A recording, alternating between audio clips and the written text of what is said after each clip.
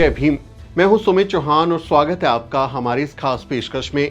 America में चल रहे एंटी कास्ट मूवमेंट में अब प्रगतिशील सवर्ण हिंदू और बिजनेस पर्सन्स भी हिस्सा ले रहे हैं। कई दिग्गज अमेरिकी टेक कंपनियों के बाद अब मशहूर भारतीय अमेरिकी बिजनेस पर्सन सबीर भाटिया ने भी कैलिफोर्निया में लाए गए एंटी कास्ट बिल SB 403 का खुला समर्थन किया है। उन्होंने क्या कहा है उसे जानने से पहले आप ये जान लीजिए कि सबीर भाटिया आखिर कौन हैं और उनके समर्थन को बेहद अहम क्यों माना जा रहा है। आप सब आजकल ईमेल इस्तेमाल करते होंगे, लेकिन क्या आप जानते हैं कि दुनिया में सबसे पहले जनता को फ्री ईमेल सर्विस प्रोवाइड करने वाले कौन थे? उनका नाम है सबीर भाटिया। सबीर भाटिया ने साल 1996 में फर्स्ट फ्री वेबमेल सर्विस की शुरुआत की थी। उसका नाम था हॉटमेल, यानी कि पहला ईमेल जो जनता के लिए था उसका उन्होंने शुरुआत की थी। हॉटमेल के संस्थापक हैं, को फाउंडर हैं सबीर भाटिया और हॉटमेल साल भर में ही इतना पॉपुलर हो गया था कि उसे अगले ही साल यानी 1997 में दिग्गज टेक कंपनी माइक्रोसॉफ्ट ने खरीद लिया था। ये डील $4000 मिलियन की थी, बहुत बड़ी डील उस समय हुई थी। माइक्रोसॉफ्ट हॉटमेल की अब जो आउटलुक है, आउटलुक के नाम से ब्रांडिंग करता है, उसी नाम से उसको ऑपरेट करता है। कहने का मतलब ये है कि हॉटमेल ईमेल का बाप था और अब हॉटमेल के संस्थापक सबीर भाटिया भी कह रहे हैं कि आधुनिक समाज में कास्ट जैसी घटिया चीज की कोई जगह नहीं है। सबीर भाटिया ने कैलिफोर्निया के एंटी कास्ट बिल SB 403 का समर्थन किया है और उन्होंने अमेरिकी हिंदुओं से इतिहास के सही तरफ खड़े होने की अपील की है कि जब इतिहास लिखा जाए तो पता हो कि हम राइट साइड खड़े थे, गलत तरफ नहीं खड़े थे। ये अपील उन्होंने की है। सबीर भाटिया ने अपनी लिंक्डइन पोस्ट में इस बारे में विस्तार से लिखा है। वो अपनी पोस्ट में लिखते हैं, एक बिजनेस पर्सन और हॉटमेल के को फाउंडर के रूप में मुझे लोगों को जोड़ने और बीच की दूरी को पाटने के लिए टेक्नोलॉजी की शक्ति देखने का सौभाग्य मिला है। हालांकि SB 403 पर विरोधी विचारों के साथ हाल की मुठभेड़ों ने मुझे याद दिलाया कि जातिवाद के मुद्दे इस महान राष्ट्र के किनारे तक भी पहुंच गए हैं जिसे मैं अब घर कहता हूं।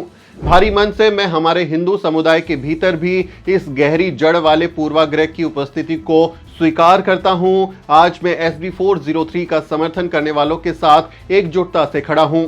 अपने साथी हिंदुओं से जातिवाद का मुकाबला करने और नफरत और भेदभाव के खिलाफ एकजुट होने का आग्रह करता हूं। सबीर भाटिया ने अपने निजी अनुभवों का भी जिक्र किया। वो लिखते हैं, मैं भारत में एक सैन्य परिवार में पला बड़ा। मैं अपेक्षाकृत जाति और धर्म के मुद्दों से सुरक्षित था। हालांकि एक छात्रवृत्ति पर संयुक्त राज्य अमेरिका की मेरी यात्रा ने दुनिया के लिए मेरी आंखें खोली और मुझे कैलटेक और स्टैनफोर्ड में उल्लेखनीय शैक्षिक अवसर प्रदान किए। मेरी सफलता की कहानी को अक्सर कम उम्र में उपलब्धि की सिंड्रेला कहानी के रूप में जाना जाता है। फिर भी मुझे ये देखकर दुख होता है कि जातिवाद की भूतिया छाया उस जमीन तक भी पहुंच गई है जहां सपनों के सच होने की बात कही जाती है। जाति की समस्या को स्वीकार करने की बात कहते हुए सबीर भाटिया आगे लिखते हैं, हिंदू धर्म की छवि की रक्षा करने की हमारी इच्छा में हम अक्सर अपने समुदाय के भीतर जातिवाद के अस्तित्व की ओर आंखें मूंद लेते हैं। हालांकि असली तरक्की जाति के इस मुद्दे को स्वीकार करने और इसे मिटाने के लिए मिलकर काम करने में है।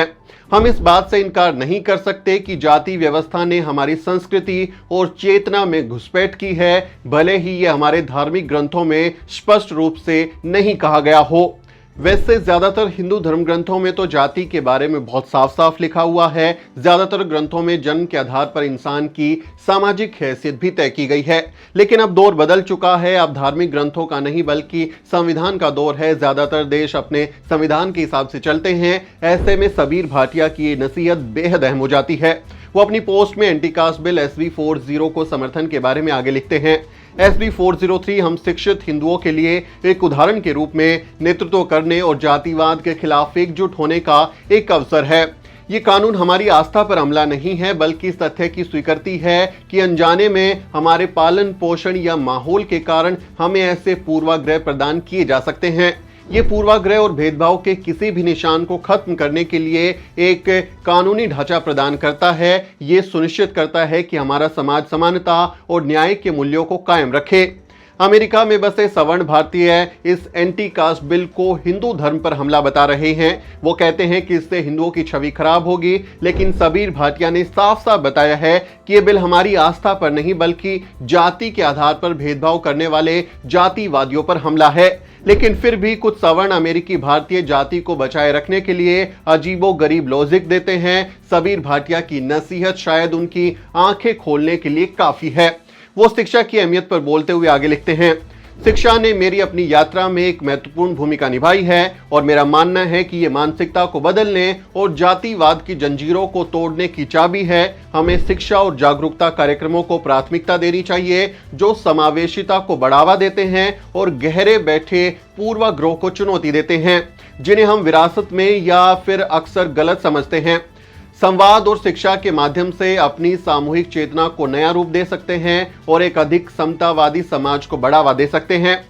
सबीर भाटिया साहब पढ़ाई लिखाई पर जोर देने और जाति को लेकर जागरूकता बढ़ाने की बात कर रहे हैं, लेकिन विडंबना देखिए, अमेरिका जाने वाले ज्यादातर सवर्ण भारतीय इंजीनियर, डॉक्टर जैसी डिग्री लिए हुए हैं। IIT, IIM जैसी बड़ी जगहों से वो पढ़े हैं, लेकिन उनकी मानसिकता अभी भी जातिवादी ही है। वो अमेरिका में जाकर भी जातिवाद कर रहे हैं। सबीर भाटिया कहते हैं कि न्याय के लिए SB 403 को सपोर्ट किया जाना चाहिए। वो आगे लिखते हैं, SB 403 का समर्थन करना अपराध या शर्म की स्वीकारोक्ति नहीं है, बल्कि ये एक ऐसे समाज के निर्माण के प्रति हमारी प्रतिबद्धता को दिखाता है जहां हर व्यक्ति के साथ सम्मान के साथ व्यवहार किया जाता है, भले ही उनकी जाति कुछ भी हो। यहाँ ये एक समुदाय के रूप में हमारी प्रगति का एक वसीयतनामा है कि हम अपनी संस्कृति में खामियों को स्वीकार कर सकते हैं और उन्हें सुधारने की दिशा में काम कर सकते हैं। अमेरिका में नस्ल भेद के खिलाफ लड़ाई में वहां के श्वेत लोगों ने भी अश्वेत लोगों का खूब साथ दिया था। उन्होंने ये स्वीकार किया था कि हाँ, गोरों ने कालों के साथ बहुत बुरा किया है, लेकिन भारतीय सवर्ण समाज तो ये मानने को ही तैयार नहीं होता कि उन्होंने कुछ गलत किया है। इसलिए सबीर भाटिया का ये स्वीकार करना कि हाँ, हमारी संस्कृति में कुछ खामियां हैं, अपने आप में बेहद अहम हो जाता है। वो अंत में अपना निष्कर्ष देते हुए लिखते हैं, एक प्राउड हिंदू, एक बिजनेस पर्सन और समानता के हिमायती के रूप में मैं अपने साथी हिंदुओं से SB 403 का समर्थन करने में मेरे साथ खड़े होने का आग्रह करता हूं। आइए हम अपने समुदाय के भीतर परिवर्तन की आवाज बने, एक ऐसे समाज की वकालत करें जहां जाति आधारित भेदभाव का उन्मूलन हो और सभी व्यक्तियों को समान अवसर और सम्मान दिया जा सके। ये हमारा कर्तव्य है कि हम भेदभाव से ऊपर उठें और एक उज्जवल और अधिक समावेशी भविष्य के लिए सहानुभूति, न्याय और समानता के सिद्धांतों को अपनाते हुए जातिवाद के खिलाफ एकजुट हों। प्रत्येक समाज को आत्मचिंतन के लिए समय मिलता है और ज्यादा बेहतरी के लिए अपनी परंपराओं से ऊपर उठने का अवसर भी मिलता है। ये हमारे लिए वही पल है। आइए SB 403 को अपनाएं। हमें भेदभाव के साथ नहीं खड़ा होना चाहिए। सबीर भाटिया ने एकदम ठीक कहा है कि हम भेदभाव के साथ खड़े नहीं हो सकते, बल्कि हमें समानता के साथ खड़े होने की जरूरत है, ताकि जब इतिहास लिखा जाए तो हम सही तरफ खड़े हों, लोगों को पता चले कि हम इतिहास में गलत की तरफ नहीं खड़े थे। अमेरिका में बसे तमाम अम्बेडकरवादियों की सालों की कड़ी मेहनत के बाद अब अमेरिका में एंटी कास्ट मूवमेंट और भी मजबूत हो रहा है।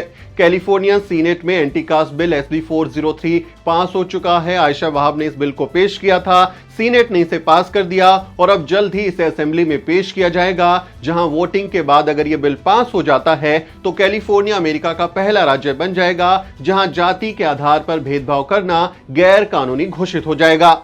जाति अब एक वैश्विक बीमारी बन चुकी है, इसलिए जरूरी है कि जाति की इस बीमारी के खिलाफ दुनिया, जो ये वायरस है जाति का, इसके खिलाफ एंटी कास्ट बिल जैसी एंटीडोट तैयार करे।